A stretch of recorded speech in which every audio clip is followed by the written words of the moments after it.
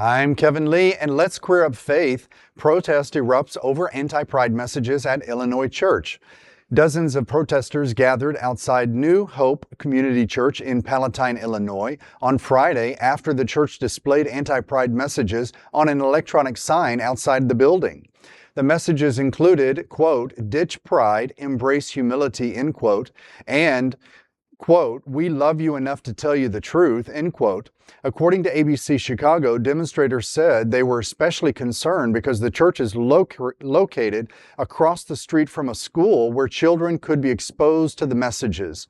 Paul Dombrowski of the Northwest Suburban Pride Network said, quote, "Our goal was to let other residents of Palatine know what this church preaches and that Palatine is better than that," end quote.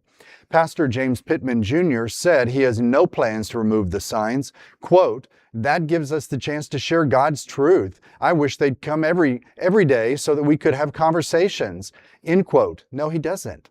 The protest comes as local LGBTQ+ advocates continue urging village leaders to fly a pride flag outside City Hall.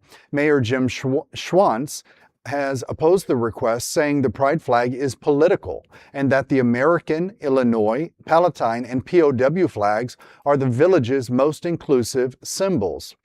Well, I guarantee you, having grown up in the South, and I understand how this fanaticism about Christianity trying to impose their beliefs on subsegments of society that are opposed to some of their beliefs, they're not welcoming us into the churches. Mm-hmm. If we came in mass, which is really what they should do in that area, go in mass every Sunday, be a part of that church, try to integrate yourself into that church, and I guarantee you the door will be shut to you in a heartbeat. So his words mean nothing to me, quite honestly, because I know that verbiage that's said out loud, but it's not really meant. It's just they're appeasing a public appeal, trying to gain more, what is the word?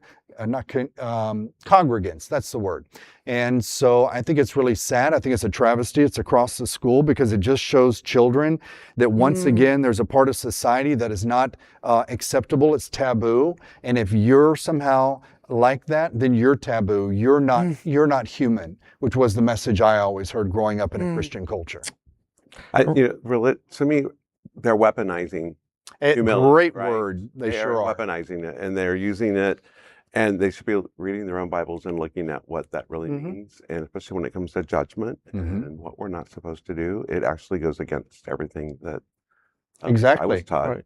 And the school's right across the street. So if they want to have an open dialogue with the school and youth, which they're clearly focused at, being it's right in front of the school, they have that opportunity to meet with them and say, these are our issues, and have a conversation. So clearly they don't want to have a conversation. No. They want to just be antagonistic at best. Well, two things to keep in mind in this story.